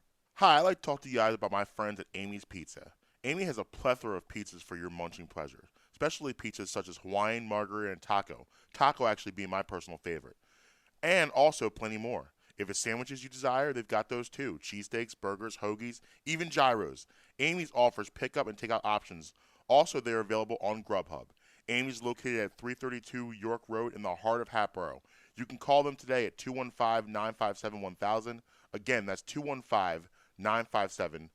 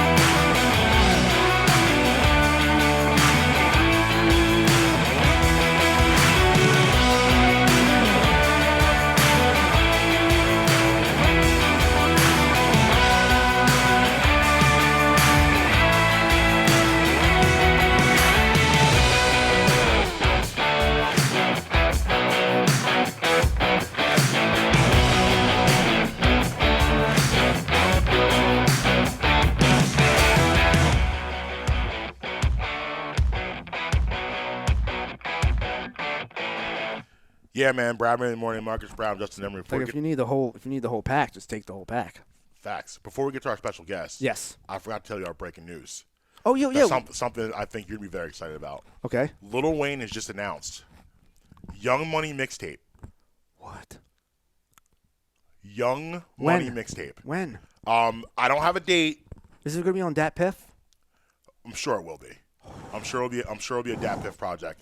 But Oh, Young man. Money mixtape Oh, coming man. your way. Oh, man. Now, I think we got to remind the kids of the legend of Young Money. You got the big three. Obviously, you got Drake, Nicki, and Wayne. Yeah. But then, hopefully they've reconciled. I would love to see Tyga get back involved. I don't know if we're gonna get it, but I'd be here for it. Unlikely, but we'll see. We'll see. But I mean, I never thought we'd get a Meek and Drake track. True. And True. You know, I never thought we'd get a Drake and Chris Brown track. True. Here we are. We got music video also. Yeah, So, yeah. So we'll see. But listen, we need to get our special guest brought to you by the Beef Jerky Outlet. Yes, sir. In Langhorne. J. Cole's on the line. What's up, bro? Hey, everybody. Hey, what's going on, Jake? How's it going today? Good. Just taking you guys off speakerphone. No, you're good. So good. It's good, man. It's good. I wanted to call in to say, you're welcome that you had such a successful February with downloads. I mean, I get it. The first thing we want to talk about is we got to ask you right off the bat. We've had a lot of buffet talk this past week. Ooh. A lot of buffet talk. Now, I have a concern. Do a show just on that. Yeah, I have a concern off the bat of an item Justin mentioned. I need you to break it down because I have a legendary phobia of eggs. I hate eggs. I don't eat eggs at all for any reason whatsoever. It goes back to my childhood. I had a weird moment. That was it. So, I hate eggs. I'm picturing Justin, chickens waiting for him after day school. You know what I mean? Like, mean mugging him like, Oh, that's great. school tax jellyfish, where's our feed? so like Marcus comes out and maxes steaks, and the chicken's just standing there looking at him. I would literally drop the steak and run. So Justin mentioned an item called egg custard. Are you familiar? Yeah, the proper name of it is, I think it's chalmanushi or something like that. It's the Americanized version is just sort of like, I mean, basically egg custard is a great way to call it. Sometimes they put it in a little phyllo dough or something. Sometimes they put it in those little Chinese soup spoons. So what is it? So what exactly am I like? Does it taste like eggs? Yeah. I mean, if it's made correctly, yeah, you could tell it's eggs. I'm out. I knew it. Yeah. It's a trap. I knew Reminds me of. I'll tell you what it reminds me of. And this is going to be hard for you because you don't eat eggs. But if you took a spoon and dipped it in a quiche, that's very similar. Oh, okay. And I'm talking about plain quiche. I mean, you know what I mean? If you sort of do these crazy ones with, spinach and chorizo, it's a different flavor profile. But if you just do the classic quiche, Okay. that's sort of what egg custard tastes like. And if you hate eggs, my guess is going to be, that's a no-go for you. Yeah, I'm out. No way. I'm a guy that I refuse to drink eggnog because it has the word egg in it. Like, I'm aware. I don't think it has anything to do with eggs, but, like, people say, hey, want some eggnog? No, absolutely not. No, I'm good. With the egg cream soda. You're going to pass on an egg cream soda, and it's like seltzer water and Hershey syrup. Oh. That sounds terrible. Yeah, that's not what I want to do. I got to tell you right now, that was like a huge thing, like in the 30s and 40s. And I tried it one day, and I'm like, now I know why the world went to war. It's awful. It's just absolutely awful. And it's literally like, you get seltzer, and sometimes people throw ice cream in it, and sometimes it doesn't. But, even Bassett's can't rescue seltzer soda and, Hershey syrup. And I mean the stuff like right out of the jar, man, that, I've heard the legend of chocolate soda. Ew. Yeah, I heard that thing. I love the Jones Soda people, right? They try to be socially conscious. They try to recycle before anybody else is doing it. Yeah. They paid people decent money. Their sodas, the flavors, like bright green apple, and there's a pumpkin one, and I'm like, oh, I can't. Yeah. No. Like, I want to support them. I'd rather just send them $10 than buy the soda. Yeah, I'm with you. You know what I mean? Or buy it for somebody else. They just, we've got like a peppermint soda for Christmas. And I'm like, oh. No, thank you. Oh, no. That's No, I'm good, Oh man. my God. You don't want to do that. No, oh my God, peppermint and carbonation? No, that's Oh, no. Oh, yeah, like I said, you can check their website. They're good people. I don't mean to bash them. And some of the sodas are fine. You know what I mean? But they got overdoing these weird holiday flavors and, sour green apple. And I'm like, I might not be opposed to sour green apple. That intrigues me. I think for that one, it's the color. Yeah. It's like Ecto Cooler from Kool-Aid. Ooh, Ecto Cooler.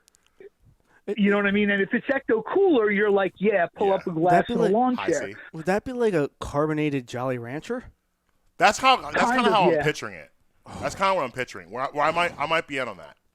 That might be right in my wheelhouse. But I want to ask you. Well, you know what? I'll tell you right now. Check out Jones, man. Maybe they're your jam. You said they'll send you some soda. I like it. So I want to ask you about your buffet approach. So it's like, Yes. For me at a buffet, I'm here for a good time and a long time. I want both. So like I prefer longevity in the buffet game. So the way I like to start is I always start my protein plates first. So I can build, and then when I know I'm winding down, then I go to my carbs. So J. Cole walks into a buffet. What does he do? What's the approach? Two things I say, and I don't want to put too many qualifiers on this because I don't want to be on the phone for an hour. We've taken up your time, but here's the deal. First of all, you've got to decide, what am I going to the buffet for? Am I going to eat with the boys, or is it like dinner, brunch with the family or whatever?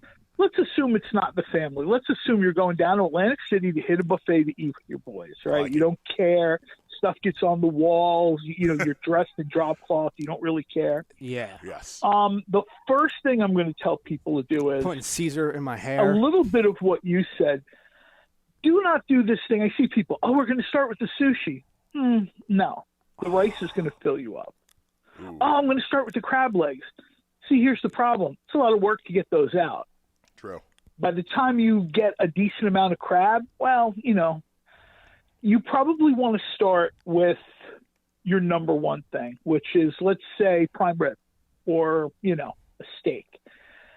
You want to enjoy every bit of that, and you don't want to eat too fast. You don't want to pound. Like you said, you're there for a long time and a good time. Facts only. Chances are, if you're at a casino, they came out on top. When I was younger, down to Atlantic City, empty pockets except for my buffet coupon. This is where I made up the $200-300 that I lost at the tables. They could hit me again on another piece of prime rib. Watch those old people. Oh, I don't need my coupon for steak. I do, Mom. I'll take that off your hands. No worries. So you have to kind of think about it a little bit.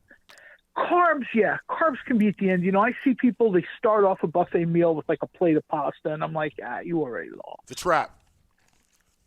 It really is. You want to hit the high dollar. It's a little bit like investing. You want the best for the least. So you really want to grab the prime rib. Or if you're a ribs guy, you want to grab the rack of ribs. Yeah. A lot of times I find those people who work at the buffets are nice folks. They work real hard. Yeah. A few buck tip their way. The next thing you know, that prime rib is coming to your table. You don't even have to get up for it. Love to see it. We were at a buffet in Vegas, and it was, it was good. It was really good, but the line was huge, and that's where a lot of your time got wasted. Yeah. So I thought, I'm watching this, and my friends are in line, and I've been back 2 or 3 times, and they're still waiting on, like, lobster tail or whatever. And I'm like, no. I walk over to the side. I look at the poor, underpaid, overworked dude covered in sweat, carrying hotel pans of food back and forth. I slip him a tenner, and I'm like, hey, dude, can you bring some of these to our table? We're right at that corner. The next thing you know, it's like a scene from Goodfellas. We're covered with food. Everybody's having a good time. Facts. Who wouldn't drop $10 for that kind of service? Facts. Yeah, I always it's interesting you say that because I'll use an analogy of open bar at a wedding. Like I come in there, like that first tip is strong. Oh yeah. I immediately drop a 20 down immediately. That's exactly how it goes. Immediately drop it down, and then it's interesting how it works. They'll usually have either the jars or you can just put it on a table. There's been so many times the guy who I made eye contact with tip, he literally will look at the person he's working with, point to her, get her attention, and point to me. That's all. And I know I'm now going to be taken care of. And now all of a sudden we're on a first name basis. I got drinks coming to the table. My drink's already ready when they see me and they're having a drink. Like you got to take care of people. You know what? It always works. It sounds like it's old fashioned or whatever. A few years back, I'm at a event with a few kind of like local foodie people, including Tony Luke, right? Mm-hmm. It's an open bar. Bar scene is a disaster. Like nobody's getting up there to wait. We pull a guy to the side. hit him with $20, and we said to him, we talked to him for like 2 minutes. Guy, he's got kids, he's got child support, whatever. We tell him every round of drinks he brings over, he gets $20. Everybody had to Uber home. Like, nobody could drive. That's how it's supposed to be. That guy was there. We knew him. We knew he had, a girlfriend, an ex-wife, kids. Same thing with the wedding. The next thing you know, I'm talking to the bartender. She's a single mom. She's trying to go to school. Some money down on the bar. The next thing you know, people think it's my wedding. I'm like, no. I'm just a good tipper. Yeah. I was at a wedding a few years ago, and my wife is off with the bride, and they're having all these wonderful pictures and all this fairy tale BS. Meanwhile, me and some of the guys are in the small bar downstairs, and I think I dropped, if I remember correctly, I had something like $50-something in cash. Yeah. I just stuck it all in this little box that she had. We were supposed to be having like wine and beer. She's pouring shots for people, and she's running around looking to see if there's any green label under there. And I'm just like, appreciate that. It's amazing it's amazing how the narrative changes when you drop Ulysses into the chat. Yes. Yes. And people think, I could never do that. I'm like, sure you could. Yeah. Don't be a jerk about it, but sure you could. Right.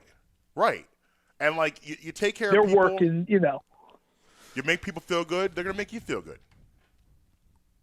It's, what? It's this thing where, and it sounds so old-fashioned, right? But now it's come full circle again to we're in this age of people being Karens and disrespecting people or whatever.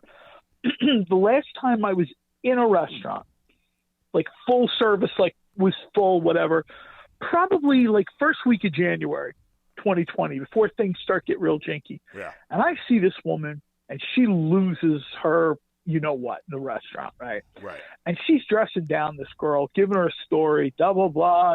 My sister is a councilwoman, whatever. And I'm just sitting there watching, and she's like, so I would like this and that.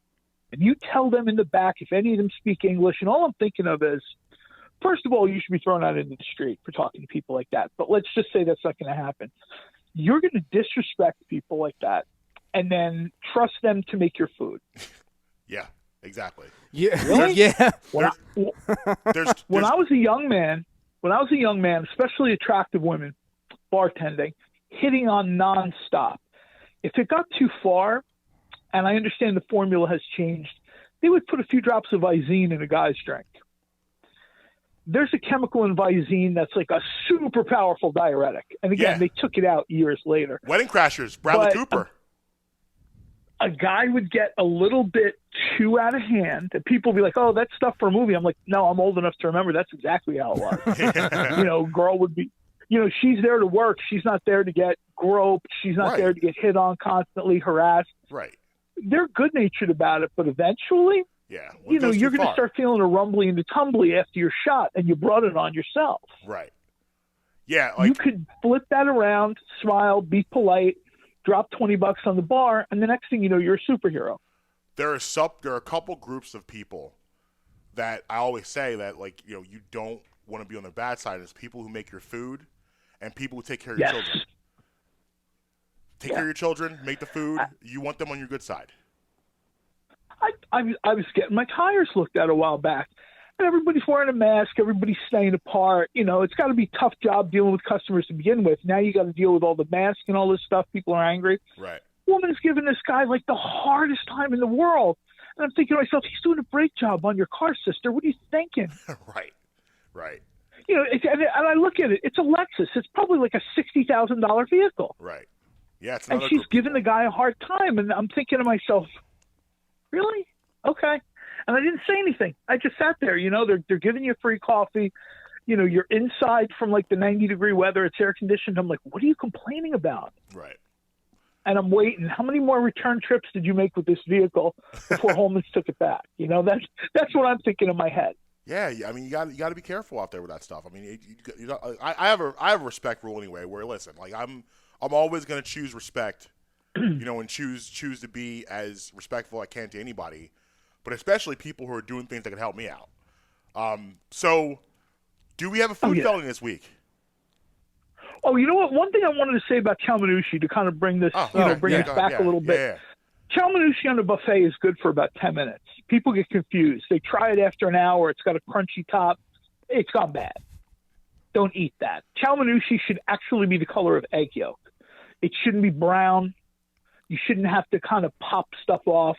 It should be kind of light. It shouldn't be gooey on the inside. Everybody knows a buffet, steam table, they put your food out. You want to get that food 15, 20 minutes. After that, sauces start to congeal. Things begin to seize up. Things begin to run. Even if you're at a $10 a person buffet, that's still $10 of your money. Yeah. I watch people go to the buffet, get a plate of food. The food's an hour and a half old.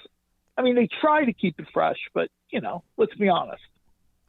That doesn't always happen. So on the chow manushi thing, the egg custard, whatever you call it, 10 minutes after that, why bother? Half the people I know that hate egg custard, not you, half the people I know that are like, oh, those are gross. I'm like, have you tried one, like a real one?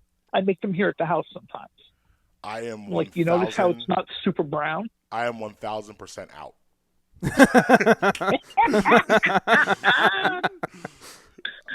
I hear the word. Egg Council will not be sponsoring the show. Sorry, no. I hear the word egg. I immediately start sweating. Oh man, that's funny. I'll tell you what this week's food felony is, and this one's this is almost like a food misdemeanor, but it's going to be a felony. I can see it now. All right.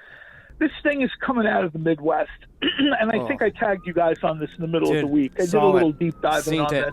Mm-hmm.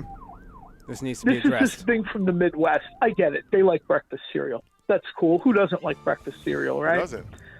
But they like breakfast cereal in like an unhealthy way. I'm seeing like breakfast cereal pizza. Mm-hmm. After I tagged you guys into that breakfast cereal pizza thing, I do a little deep dive. Everybody likes a breakfast burrito, right? Yeah. You know what I don't like in a breakfast burrito? Eggs. Cereal. Ew, that too. Well, there's that, but I don't want to cut open. I don't want to cut open a burrito and see Fruit Loops in there. No, you can't do that. Wow. No. These people, like I said, I kind of throw these things out here. And you know what? I try to have an open mind. Like, I'm an older guy. I'm an industry guy. I realize certain things, we were taught to do things certain ways. Then we kind of got into the age of Instagram and Food Beast, and things changed, and that was awesome. Unfortunately, we're like too far out of bounds now. Now we're like off the green, off the rough, like into somebody's yard. When I see Pop-Tarts being used as pizza slices, and even if you decided, hey, you know what? Like, I've used for years when I catered, I used Pop-Tarts and slices of ice cream for Pop-Tart ice cream sandwiches. Ooh. Wrapped them in a little wax paper. Ooh. They were super popular for kids' parties. The Pop-Tart was a little warm. The ice cream slice was a little cold. That sounds amazing. Not to be You just jerk, got- but that's why you I'm just got me Italian now. excited. People thought so. That sounds amazing. I don't know how. Way back in the day. I would make a mess doing that, but that sounds amazing. I'll tell you how it's easy. Way back in the day, ice cream used to be served in half-gallon cartons, like they were squares. Yeah, I remember that. Right. You get the square home, keep it in the freezer so it's nice and cold. Mm-hmm. You pull it out, you set it on the counter, you take your bread knife, you run it under hot water for a minute, or boiling water if you've got what, and you can just cut a slice straight down. Yeah. Like a nice thick 2-inch slice. Straight down, back into the freezer it goes, right? Right. You do your Pop-Tarts. You put the first Pop-Tart down, surface side up. You go get your slice of ice cream. You put that on. You add the second Pop-Tart, surface side down. So now you've got a traction to hold everything together. Wrap it in a little wax paper. You're good to go. That sounds glorious. You have a party. You have kids. You can mix and match Pop-Tarts. I mean, we did like strawberry Pop-Tarts with sweet cream ice cream. Everything tasted like strawberry shortcake. People loved it. Yeah, that's absolutely amazing. Wow. We did one with chocolate marshmallow ice cream, and then I actually even added to that chocolate chips, and then the chocolate Pop-Tarts. So you kind of got this s'mores ice cream sandwich thing going. Out on that one. Too much chocolate for me. You're out on the chocolate? It's well, you know what? When it's too much chocolate, I can't handle it. Like if it's something's like chocolate on, when it's too much, I can't. I would like to do this. I like the chocolate Pop-Tarts with cookies and cream ice cream. That boom, cookies and cream. Anything is my favorite. Yeah, that was probably the most popular one we did. There was a time where Pop-Tarts did cookies and cream Pop-Tarts. Ooh. This is probably like the 90s. Yes. Yeah. No. I. And the Pop-Tarts were real dark brown, right? Yes. So you would get Suck them down these for things breakfast before cooked, school. and they would look like the brown pieces of an ice cream sandwich, and then you just cut in a nice slice of cookies and cream ice cream. All the way. Kids are happy. 1,000% in. You're in on that one. In on that one. 1,000% in. You know that. Yeah, I mean, these are things where one of the things that I always try to talk about on any show I'm on is you just kind of learn the technique and then do whatever you want, man. If chocolate and peanut butter is your thing, go find peanut butter cup ice cream, cut it into a form, put it between the Pop-Tarts, knock yourself out. Yeah. You know what I mean? Once you learn the kind of technique of how to do it, and I'm not gonna lie to you, the first time you do it, it's messy. People don't wait long enough for the ice cream to get cold. Maybe people aren't that good with a big long bread knife. After you do it once or two times, the next thing you know, you'll have people coming over, and you'll have 6 ice cream sandwiches, Pop-Tart ice cream sandwiches, are ready to go. Yeah, I mean that's my goal. And it's not that expensive. I didn't know before this honestly, conversation it was a goal. expensive. I didn't know it was a goal before this conversation, but now it's my goal. New goals. New goals. I'm gonna have to go to my vision board and put Pop-Tart ice cream sandwiches Making on the there. planet fatter, one call in at a time. Exactly. J. Cole, tell them where to find you. You can find me on Twitter at J_Cole, my last name Cohl. On Instagram, you can find me at J. Cole. You can find me on Facebook at J. Cole. You'll notice this week I'll give them a little bit of a shout out here in Mount Laurel, one of our top bakery, Bojo's Bakery, owned by a friend of mine. You can actually go over there and get a sandwich, the J. Cole. Yeah, I actually wanted to ask you about that. So that bakery, those sandwiches, I didn't know it was just the bread, because the sandwiches looked incredible. So those are actual sandwiches. Yeah, they're on their menu. You just have to ask. And just like any place, you know what I mean? They only make up so many in a day, during a pandemic. If she was open all day, it would be a different story. But, with the shorter hours and the, certain things they don't do anymore, Bellagio's has been a top bakery in South Jersey since like the late 80s, early 90s, right? Okay. They've had a couple different locations. The newest one is in Mount Laurel. They were a wholesale bakery. Pandemic hits, they shifted gears to sandwich shop, bakery, little Italian market. People go in, grab their stuff, get out. I've been friends with the family for a long time. They're really nice people. We were talking one day. She decided she wanted to put a sandwich on the menu with my name on it, which I was flattered, honored. I mean, her and her husband are legendary bakers, South Jersey. This is a sandwich that very good fried chicken cutlet, roasted long hots, aged provolone, drizzle of olive oil on their original bread. It's like an old-fashioned roll, they call it. It's really, really good. I'm not, I don't work with them or whatever. I don't own a part of the store.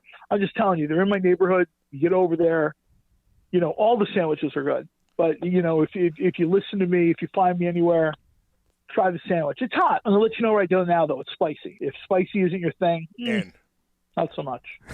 All the way in. I'm definitely going to have to go out there and give him a shot. Road trip after the show. Well, I mean, she's putting on like 4 roasted long hots.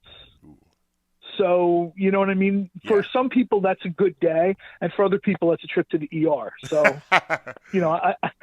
I don't want to hear these stories of, oh, J. Cole, I used to listen to you, and now I'm half blind in one eye because your sandwich was too hot.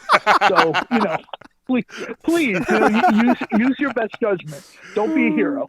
All right, man. Well, as usual, we love having you on. We can't wait to talk to you next week.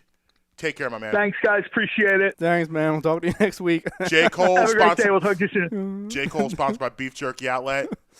Legendary, as usual. We're going to take a quick break. When we come back, that was funny.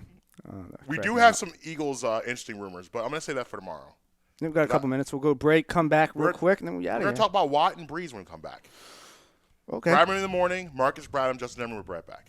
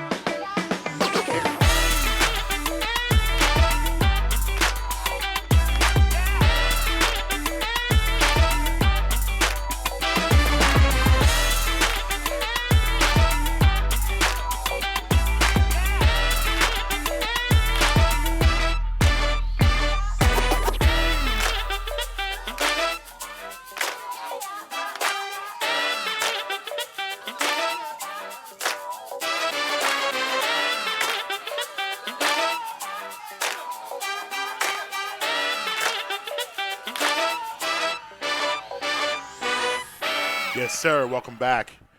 So, yesterday, J.J. Watt signed to a team that no one really saw coming. And I'm still kind of confused about what happened here. And I don't want to focus. I mean, yeah, he got paid, no question, and he got DeAndre Hopkins factor too.